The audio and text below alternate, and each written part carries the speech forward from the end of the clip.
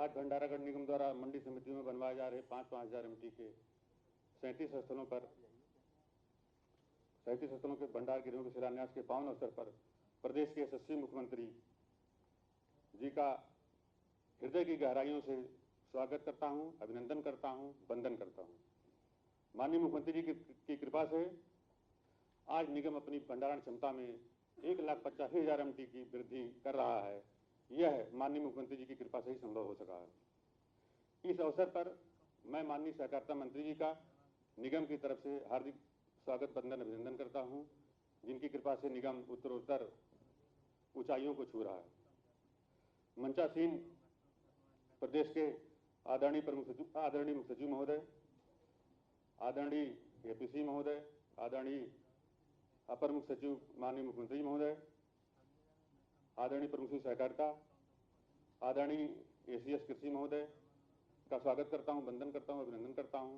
एवं सामने बैठे सीएलडीएफ के चेयरमैन साहब का, पैकफेड के चेयरमैन साहब का, उपाध्यक्ष जी का और डायरेक्टर मंडी परिषद साहब का, जिनकी कृपा से आज 37 मंडियों में हमको जगह मिली है, उनका, जीएमएफसीआई साहब का और अन्य वरिष्ठ अधिकारीगणों का तथा निगम के अन्य सदस्य अधिकारियों का स्वागत करता हूँ। माननीय महोदय, आपको ये बताना है कि आपकी कृपा से वर्ष 2018 में निर्णय लिया गया था कि 40 मंडी स्थानों पर बीओटी के आधार पर राज भंडारागार निगम और मंडी समितियों में जो 37-40 जगहों पर भंडार गृह का निर्माण किया जाएगा। सर, निगम के इतिहास में ये पहला अवसर है जब स्टेट गवर्नमेंट ने आपकी कृपा से हमको गारंटी प्राप्त हुई और इन 37 जगहों पर, 3 जगहों पर सर अभी जमीन नहीं मिली है, इसलिए अभी हम लोग उनका नहीं कर पा रहे। 37 जगहों पर जमीन मिल चुकी है और उस पर जो है कार्य सर शुरू हो रहा है। इसमें सर 187 करोड़ का जो है लागत आ रही है सर। इसमें 2 निर्माण एजेंसियां हमारी सहकारिता विभाग की सीएलडीएफ और यूपीआरएनएसएस काम कर रही है सर। इसमें 25 गोडाउन जो है यूपीआरएनएसएस बना रहा है और 12 गोडाउन जो है सर सीएलडीएफ बना रहा है। महोदय, ये जो ऋण हमने लिया है, ये WIF योजना के अंतर्गत आपकी गारंटी के प्राप्त होने के आधार पर मात्र बहुत ही किफायती रेट पर 2.75% रेट ऑफ इंटरेस्ट पर महोदय मिला है। और ये जो हम लोगों को सर गोडाउन मिला है, इस पर इसमें से एफसीआई के द्वारा सर 1,15,000 एमटी की हमको 10 साल की सर जो है हमको रिजर्वेशन भी मिल गया है। इसके लिए सर जीएमएफसीआई को और को बधाई मैं देता हूँ सर, धन्यवाद देता हूँ इस अवसर पर। 187 करोड़ में सर 75% का लोन वहाँ से नाबार्ड से मिलेगा, 25% का जो है हम अपनी धनराशि लगाएंगे और प्रत्येक जो है सर प्रत्येक गोडाउन में 75,000 एमटी का सर जो है 75 लाख रुपया जो है सेंट्रल गवर्नमेंट की एक स्कीम है सर ईसाम, इसके तहत जो है सब्सिडी भी प्राप्त होगी। इस तरह से सर ये स्कीम बहुत ही आपकी कृपा से बहुत ही जहाँ निगम के लिए लाभप्रद है, वहीं प्रदेश के किसानों के लिए जिनकी आय में वृद्धि होगी, उनके भंडारण, उनके खाद्यान्नों का सुरक्षित भंडारण होगा और जो है हम लोग जो किसानों को लाभ पहुंचा सकेंगे। महोदय, आपकी अनुमति हो तो आगे हम अपना पावर पॉइंट प्रेजेंटेशन की करें।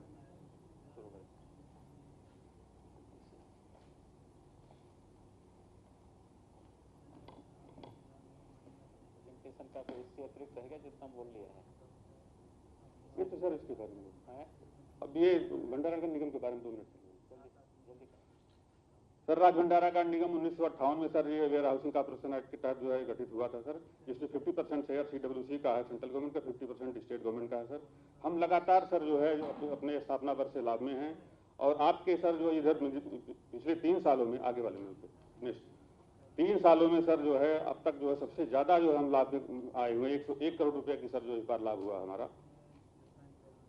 और हम सर दोनों अंशधारियों सीडब्ल्यूसी और स्टेट गवर्नमेंट दोनों को लगातार सर जो है लाभांश देते रहे हैं। अभी इस साल लाभांश उन्होंने 20% 1 करोड़ 11 लाख 65 लाख का दिया है सर। आगे हमारे बोर्ड ऑफ डायरेक्टर ने निर्णय लिया है कि 22% की दर से सर हम लोग जो है लाभांश देंगे। हमारा सर ऑडिट महालेखाकार द्वारा किया जाता है। 16-17 तक का ऑडिट पूर्ण हो गए हैं सर, 17-18 का प्रगति पर है सर।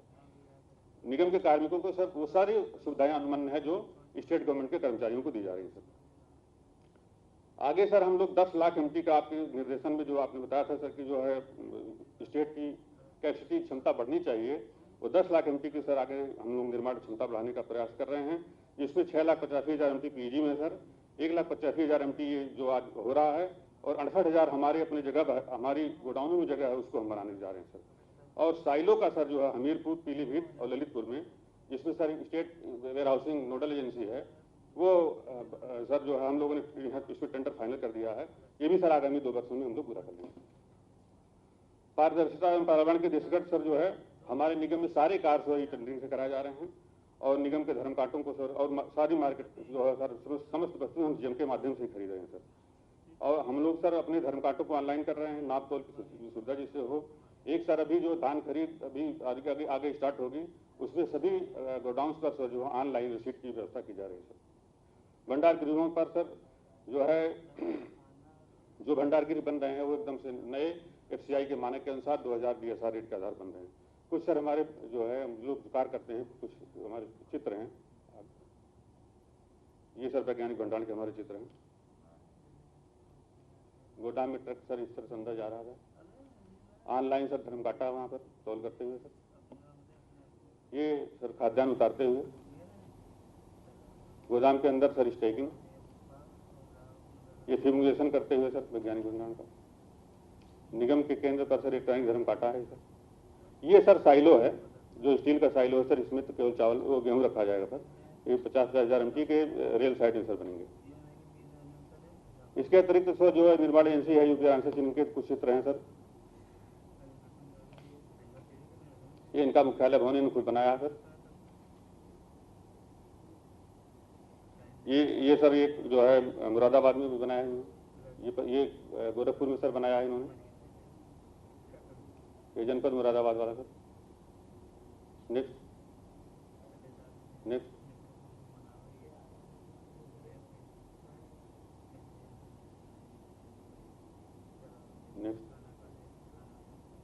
परिंदा तहसील। धन्यवाद सर, धन्यवाद।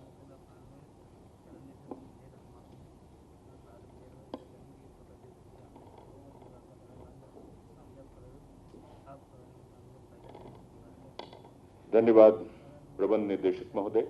अब मैं सादर आमंत्रित करता हूं माननीय सहकारिता मंत्री श्री मुकुट बिहारी वर्मा जी को उनके उद्बोधन के लिए।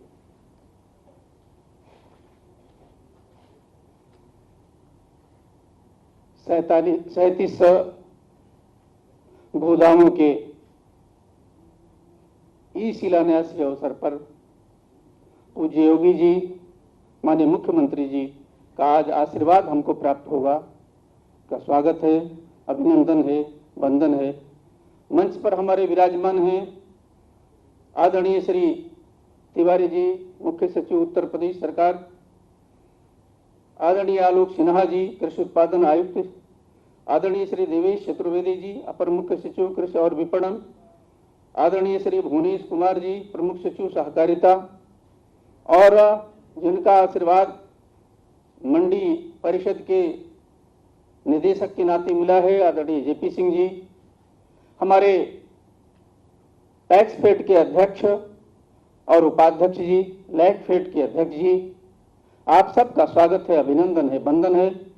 सभी अधिकारीगण, सभी कर्मचारी बंधु, आज का ये शुभ अवसर ऐसा है जब हम किसानों के लिए कुछ कर सकते हैं।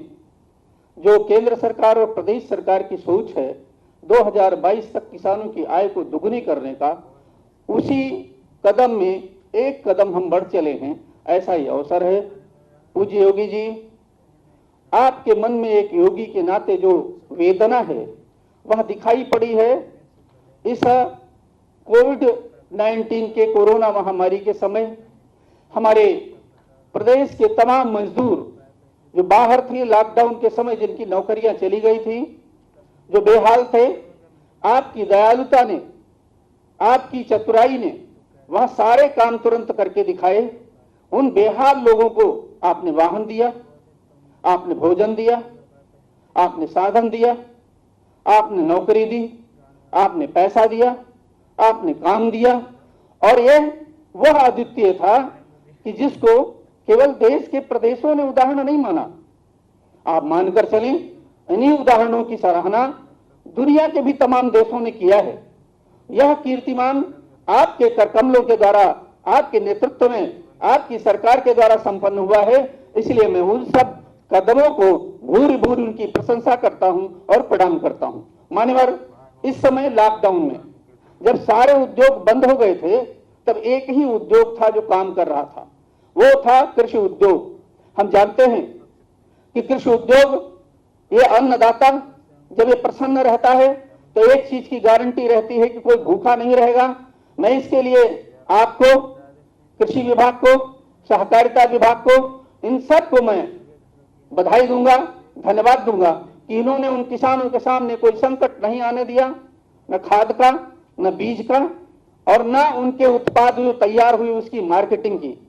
आप ध्यान करें तो उस समय वही एक समय था जिस समय किसानों का गेहूं तैयार था, लेकिन आपके नेतृत्व में किसानों को कहीं एहसास नहीं हुआ कि उनके उत्पाद को मार्केट नहीं मिलेगा। मार्केट मिला और अच्छा मार्केट मिला। उसका ही परिणाम है कि किसान इस दिशा में भी प्रसन्न है। साथ ही साथ उसको खाद, बीज, उपकरण ये सब समय से उपलब्ध हुए। उसका परिणाम है कि उसने अपनी खेती इतनी विकसित की कि गत वर्ष जितना उसने खेती किया था उससे ज्यादा इस बार करके दिखाया है। कभी भी हमने किसी भी प्रकार का, आपकी सरकार ने किसी प्रकार का संकट आने नहीं दिया। यूरिया की समस्या आज भी नहीं है। जो स्थिति है वो जितना हमने 18 अगस्त तक दिया था उसका 1.25 गुना हम दे चुके हैं, और उसके बाद हमारी प्री पोजिशनिंग में इतनी रखी है कि कहीं भी कोई संकट रंच मात्र का भी नहीं है। मान्यवर, इन्हीं सारे स्थितियों में जब लॉकडाउन में तमाम लोगों के काम बंद थे तो सरकार के तमाम विभाग हैं जो अनवरत 24 घंटा परिश्रम कर रहे थे। उनमें से ही एक विभाग है भंडारण। हमारे खाते में वस्तुओं का आना और निर्गत होना, यह 2 काम था। सामान्य रूप से हम एक वर्ष में 50-60 लाख मैट्रिक टन अनाज की आवक होती है और 50-60 लाख मैट्रिक टन अनाज की निकासी होती है। लेकिन इस कोरोना कार्यकाल में हमने 42 लाख मैट्रिक टन से अधिक हमारी अनाज की आवक हुई है और 41 लाख मैट्रिक टन से अधिक हमारी निकासी हुई है। वो इस बात की द्योतक है कि इस लॉकडाउन के सारे प्रतिबंधों को किनारे रखकर कर्मचारियों ने, निगम के लोगों ने अनवरत परिश्रम किया है। वो धन्यवाद के पात्र हैं कि इन कठिनाई में वो लगातार बराबर कुछ न कुछ करते रहे। पूज्यवर, आपके इन्हीं सब का परिणाम है कि आज हमें कह सकते हैं कि किसान की आय दुगनी होने की जब चर्चा होती है, केंद्र सरकार और प्रदेश सरकार दोनों इसके लिए प्रयत्नशील हैं। तो हमारा जो भंडारागार निगम है, यह भी एक गिलहरी की तरह थोड़ा बहुत उसमें उपक्रम करता है। इस समय तक 9 गोदाम हमारे 67,000 मैट्रिक टन से अधिक अनाज किसानों का संरक्षित किए हुए हैं। किसान उत्पादन तो कर रहा है, अच्छा उत्पादन कर रहा है, उत्पादन बढ़ रहा है, लेकिन उसको रख रखाव की कठिनाई है। रख रखाव की कठिनाई को दूर करने के लिए हमारा भंडारण निगम उसके लिए प्रयत्नशील है। और जिन 9 गोदामों में अनाजों को रखा है उसके साथ शर्तें भी बड़ी विचित्र हैं। हम सामान्य शुल्क जो दूसरों से लेते हैं उनसे 30% कम ले रहे हैं। साथ ही साथ उसका रख रखाव, उसका दवा पानी, उसकी सुरक्षा और उसका LIC, उसका ये हम अपनी गारंटी लेते हैं। उसको एक पावती मिलती है, जिस पावती पर जो मूल्य निर्धारित है उस मूल्य का 90% वो किसी भी बैंक से उठा सकता है। जब उसकी आवश्यकता हो तब वो अपने सामान को बेचे, जब उसको सही मार्केट मिले। मान्यवर, जो आज पुण्य कार्य आपके हाथों होने जा रहा है, यह भी उसी उपक्रम का एक पार्ट होगा, उसी का एक हिस्सा होगा। आज ये जो 37 गोदाम है, ये 37 गोदाम जहां पहले 1,85,000 मैट्रिक टन की क्षमता उत्तर प्रदेश की बढ़ा रहे हैं, वही 37,000 मैट्रिक टन अनाज किसानों को संरक्षित रखने की गारंटी ले रहे हैं उसी रेट पे। ये मानवीय किसानों के लिए किया जाने वाला आपका बहुत ही पुनीत कार्य है। और मैं कहता हूं, अन्नदाता प्रसन्न रहेगा तो देश खुशहाल रहेगा, प्रदेश खुशहाल रहेगा। आपके इस उपक्रम ने लगातार एक प्रयास किया है कि किसान खुशहाल हो, उसके चेहरे पर मुस्कान आए। आज मैं एक विषय छोटा सा स्मरण कराना चाहता हूं। हमारे अपर मुख्य सचिव रेड्डी जी अस्वस्थ होने के कारण आज नहीं आ पाए हैं, लेकिन इसमें इतना बड़ा उनका योगदान रहा है, उनको मैं आज के दिन धन्यवाद देना चाहता हूं। और फिर से आप सबको प्रणाम करके यह जो अन्नदाता के चेहरे पर मुस्कान लाने का हमारा संकल्प है, सरकार का संकल्प है, उसमें हमारा एक कदम आगे बढ़ चला है। आपको प्रणाम, आपका आशीर्वाद। बहुत बहुत धन्यवाद माननीय मंत्री जी। वृक्ष कबहु नहीं फल बखे, नदी न संचय नीर, पर मारत के कारणे साधु धरा शरीर। ऐसे हैं हमारे पूज्य महाराज जी, माननीय मुख्यमंत्री जी। संत हृदय नवनीत समाना, कहा कविन पर कहे न जाना, निज प्रताप द्रवे नवनीता, पर दुख द्रवे संत सुपनीता। ऐसे हमारे संत जो जन कल्याण, लोक मंगल, जिनके हृदय में, मस्तिष्क में, जिनके एजेंडे पर रहता है। मैं उन पूज्य महाराज जी को सादर आमंत्रित करता हूं। बटन दबाकर वो उद्घाटन करें, शिलान्यास करेंगे और उसके बाद आशीर्वचन देंगे। माननीय मुख्यमंत्री।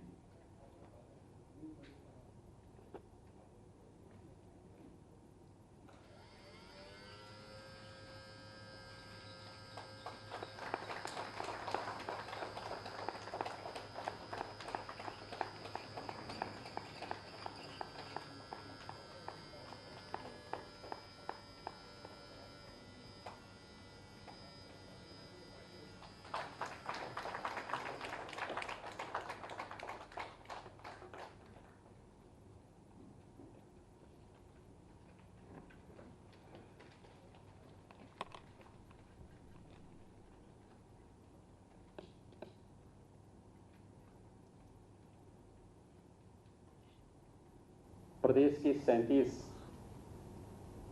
मंडियों में 5-5 हजार मीट्रिक टन के भंडार गृहों के शिलान्यास के लिए आयोजित आज के इस कार्यक्रम में उपस्थित प्रदेश के सहकारिता मंत्री श्री मुकुट बिहारी वर्मा जी, मुख्य सचिव श्री आर के तिवारी जी, कृषि उत्पादन के आयुक्त श्री आलोक सिन्हा जी, अपर मुख्य सचिव कृषि श्री देवेश चतुर्वेदी जी, अपर मुख्य सचिव मुख्यमंत्री कार्यालय श्री एस.पी. गोयल जी, प्रमुख सचिव सहकारिता श्री भुवनेश कुमार जी, सहकारिता और मंडी से जुड़े हुए सभी अधिकारीगण, विभिन्न निगमों और बोर्डों से जुड़े हुए हमारे अध्यक्ष और अन्य पदाधिकारीगण,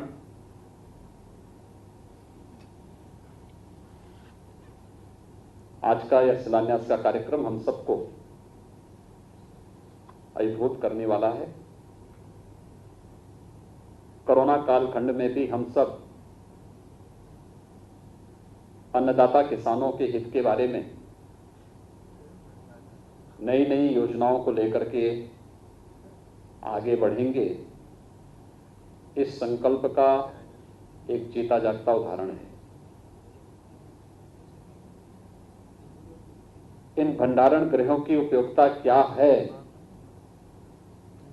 ये हम सब इसी से अनुमान लगा सकते हैं कि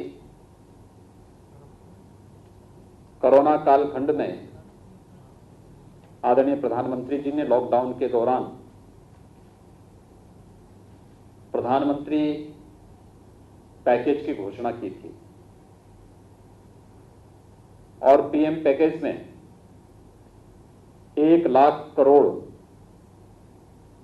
कृषि इंफ्रास्ट्रक्चर के डेवलपमेंट के लिए ही उन्होंने सुनिश्चित किया। कृषि इंफ्रास्ट्रक्चर की जब हम बात करते हैं तो उसमें अन्नदाता किसानों के लिए भंडार गृहों की क्या आवश्यकता है, इसके महत्व को हम बहुत अच्छे ढंग से समझ सकते हैं। और आज मंडी समिति और सहकारिता ये दोनों मिलकर के 2018 में जो एक MOU मंडी समिति के साथ उत्तर प्रदेश राज्य भंडारण निगम ने किया था, उस क्रम में 37 भंडारण गृहों की स्थापना के एक कार्यक्रम का शिलान्यास यहां पर संपन्न हो रहा है। मैं इसकी उपयोगिता को इसलिए भी समझ सकता हूं क्योंकि अगर किसानों की आय को दुगना करना है तो हमें किसानों को न्यूनतम समर्थन मूल्य देने की कार्रवाई को युद्ध स्तर पर आगे बढ़ाना होगा। मार्च 2017 में जब हमारी सरकार आई थी तो उस समय हमारे सामने एक चुनौती थी। जब मैंने बैठक बुलाई थी तो बैठक के दौरान मेरे सामने सबसे पहला प्रश्न ये उठाया कि हम लोग किसानों से खरीदेंगे तो, लेकिन ये गेहूं रखेंगे कहां? हमारे पास स्टोरेज क्षमता नहीं है। और जब हम लोगों ने, क्योंकि 19 मार्च को सरकार ने शपथ ग्रहण किया था, 1 अप्रैल से गेहूं क्रय की कार्रवाई प्रारंभ करनी थी, तो सबसे पहला प्रश्न स्टोरेज का ही हमारे सामने उठा था। और इसके बाद जब ये कार्रवाई हम लोगों ने प्रारंभ की भी तो लोगों को विश्वास नहीं हो रहा था कि सरकार भी किसानों से उनके उत्पाद को खरीदेगी। किसान की उत्पाद को खरीदना, उसको क्रय करना और अगले 48 घंटे के अंदर उसके अकाउंट में पैसा चला जाए, यह अपने आप में एक सपना था। और वह सपना 2017 में सरकार के आने के साथ प्रारंभ हुआ। पहले ही वर्ष में 37 लाख मीट्रिक टन गेहूं का क्रय किसानों से सीधे करते हुए न्यूनतम समर्थन मूल्य किसानों के खाते में देने का कार्य किया गया था। अगर हमारे पास स्टोरेज क्षमता नहीं होती तो हम लोग ये कार्य नहीं कर सकते थे। और उस समय भी इस बात को हम लोग अक्सर इस बात को देखते हैं, जब भी हम किसानों को न्यूनतम समर्थन मूल्य देने की बात करते हैं तो ये प्रश्न स्टोरेज की उठती ही है। और जहां पर स्टोरेज नहीं, हम खरीद तो लेते हैं लेकिन स्टोरेज नहीं, तो बारिश में या फिर जहां तहां वह उत्पाद खराब होती है, सड़ती है, फिर उसी सड़े हुए माल को हम लोग जनता में वितरित करने का कार्य भी करते हैं, यानी धोखा है जनता के साथ। लेकिन मैं कह सकता हूं पिछले 3 वर्ष के दौरान इसको बदला गया, लोगों के सामने एक नया माहौल दिया गया और हर वर्ष किसानों की उपज को खरीदने का कार्य आज लगभग 53 लाख मीट्रिक टन तक पहुंचा है। ये चीजें इस बात को साबित करती हैं कि जब किसान को सरकार उसकी उपज का उचित दाम देने लगता है तो किसान न केवल सरकार न्यूनतम समर्थन मूल्य से उसके जीवन में व्यापक परिवर्तन लाने का कार्य करती है, तो इसके माध्यम से मार्केट को भी नियंत्रित करने में मदद मिलती है, कालाबाजारी पे भी रोक लगती है, अन्नदाता किसान का शोषण रुकता है।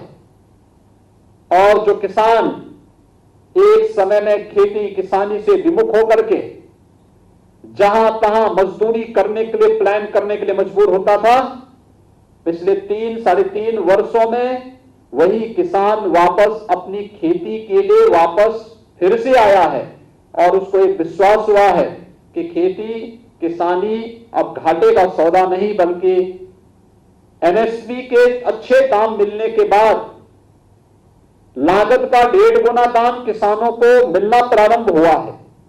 और आज उसका परिणाम है कि किसानों ने फिर से जो परंपरागत खेती किसानी का कार्य करते थे, इससे विमुख हो रहे थे, वे लोग फिर से अपनी खेती की ओर मुड़े हैं और फिर अन्नदाता किसान के रूप में अपनी भूमिका को फिर से उसी रूप में उन्होंने आगे बढ़ाना प्रारंभ किया है। मंडी समिति में अगर स्टोरेज क्षमता हम लोग तय कर लें, स्थापित कर लें, बहुत बड़ा कार्य हो सकता है। और नई प्रतिस्पर्धा में जब हम लोगों ने निजी क्षेत्र को भी मंडी क्षेत्र में आमंत्रित किया है, इस नई प्रतिस्पर्धा के लिए न केवल सहकारिता को बल्कि मंडी समितियों को भी आगे आना होगा, क्योंकि जो जितनी अच्छी सुविधा किसानों को दे पाएगा और जितनी स्वस्थ प्रतिस्पर्धा को आगे बढ़ा पाएगा, वही इस कंपटीशन में बना रह पाएगा और उस प्रतिस्पर्धा के योग्य अपने आप को तैयार करने के लिए आज एक नई शुरुआत हुई है। मैं तो ये मानता था कि 18 में जो एमओयू हुआ है, कहीं वह केवल एमओयू तक ही सीमित न हो जाए, लेकिन मुझे प्रसन्नता है कि जिन 40 स्थानों पर ये मंडियां बननी थी, मैं तो चाहूंगा कि 75 के 75 जनपदों में हर एक जगह न केवल हमें उत्तर प्रदेश भंडारण निगम के माध्यम से के साथ मिलकर के, अभी तो आवश्यकता पड़ती मंडी समिति को स्वयं भी मंडियों के अंदर कोल्ड स्टोरेज भी बनाने चाहिए, सेलोज भी बनाने चाहिए और अत्याधुनिक भंडारण की क्षमता को अर्जित करते हुए एक नए सिरे से, क्योंकि केवल ये अनाज मंडी में ही नहीं, फल मंडियों में, सब्जी मंडी में भी हम लोगों को इस प्रकार की सुविधा देनी चाहिए कि किसान के उत्पाद को कुछ देर, कुछ दिनों तक हम सुरक्षित रख सकें। नहीं तो किसान के सामने समस्या क्या आती थी, जैसे इस बार हम लोग लॉकडाउन के दौरान देख रहे थे कि फूलों की खेती करने वाला किसान अपने को ठगा हुआ महसूस कर रहा था और उसको लगता था, बहुत सारे किसानों ने अपने खेतों में ही फूलों को छोड़ दिया। लेकिन अगर हमने उसको स्टोरेज करने की क्षमता मंडियों में दी होती तो वह उसको ला करके रखता, डिमांड होने पर देता, और कहीं डिमांड नहीं होता तो उससे कम से कम इत्र और अगरबत्ती बनाने का कार्य उसके माध्यम से कर सकता था। हमें एक नई सोच देनी पड़ेगी और इस दिशा में हमें अभी से प्रयास करना प्रारंभ करना पड़ेगा। देश और दुनिया में जो कुछ भी अच्छा है, जहां कहीं भी अलग अलग प्रदेशों में, अलग अलग क्षेत्रों में और दुनिया के भी अलग अलग देशों में किसानों के हित के लिए कुछ नए काम हुए होंगे। आपके यहां भी अलग अलग जनपदों में आप जाएंगे तो किसानों के लिए लोगों ने अलग अलग स्थानों पर अलग अलग कार्य प्रारंभ किए हैं। अगर ये कार्य हम लोग भी मंडियों के माध्यम से एक बार प्रारंभ कर सकें, कृषि विज्ञान केंद्रों के माध्यम से कर सकें, हर गांव पंचायत में भी हम लोग एसएचजी को भी आगे करके स्टोरेज की क्षमता को ग्राम पंचायत के अंदर ही विकसित करने की कार्रवाई कर सकेंगे, अंततः इसका लाभ एक सामान्य जन को तो होगा ही, किसान इससे लाभान्वित होगा। और कालाबाजारी, जैसे कालाबाजारी की शिकायत आपको अक्सर देखने को मिलती है, लॉकडाउन के दौरान पहले चरण में कार्रवाई कर दी गई, कहीं भी कालाबाजारी की शिकायत नहीं आई। हम लोग ये मान करके चले थे कि लॉकडाउन के बाद अब हम अनलॉक में आ गए, अब कोई समस्या नहीं आएगी। 15 दिन पहले मानसून आने के नाते खेती किसानी के लिए किसानों को 15 दिन पहले तैयारी करनी पड़ी, लेकिन थोड़ी सी हम लोगों ने लापरवाही क्या की कि खाद और यूरिया की कालाबाजारी होती हुई दिखाई दी, और जैसे ही कार्रवाई प्रारंभ हुई तो पर्याप्त मात्रा में खाद की उपलब्धता फिर से मार्केट में दिखाई देने लग गई। यानी कहीं ना कहीं शासन की और प्रशासन की एक हनक दिखनी चाहिए और उसको उन लोगों तक जो कालाबाजारी के माध्यम से जनता का शोषण करना चाहते हैं, किसानों का शोषण करना चाहते हैं, उन पर कहीं ना कहीं लगाम कसने की कार्रवाई हर स्तर पर होनी ही चाहिए। आज के इस अवसर पर जब यहां पर 5-5 हजार मीट्रिक टन के 37 स्टोरेज क्षमता के लिए भंडारण गृहों की स्थापना के लिए आज शिलान्यास का कार्यक्रम यहां पर संपन्न हो रहा है, मुझे विश्वास है कि हम इन भंडारण गृहों के माध्यम से उत्तर प्रदेश के अंदर हर मंडी के अंदर हर जनपद में कुछ नई सोच के अनुसार भंडार गृहों की स्थापना करके किसानों की आमदनी को कई गुना आगे बढ़ाने में हम भी मददगार हो पाएंगे। मंडियां भी, सहकारिता विभाग भी, उत्तर प्रदेश भंडारण निगम भी इस भूमिका के साथ अपने आप को तैयार करेगा। आज के इस अवसर पर इस कार्यक्रम के प्रति हृदय से उत्तर प्रदेश भंडारण निगम को, मंडी समिति को हृदय से बधाई देता हूं, अपनी शुभकामनाएं देता हूं और विश्वास व्यक्त करता हूं कि किसानों की आमदनी को बढ़ाने में आप सब एक महत्वपूर्ण भूमिका का निर्वहन करेंगे। आप सबके प्रति मेरी शुभकामनाएं। धन्यवाद। जय हिंद।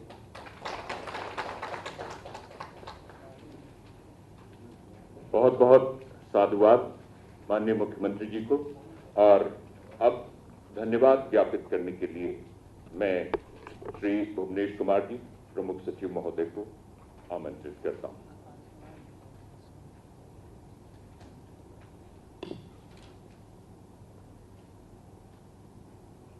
आज दिनांक 25 अगस्त 2020 को प्रदेश के 37 मंडी स्थलों में 5-5 हजार मेट्रिक टन क्षमता के गोदामों का शिलान्यास परमादरणीय माननीय मुख्यमंत्री जी के कर कमलों से संपन्न हुआ।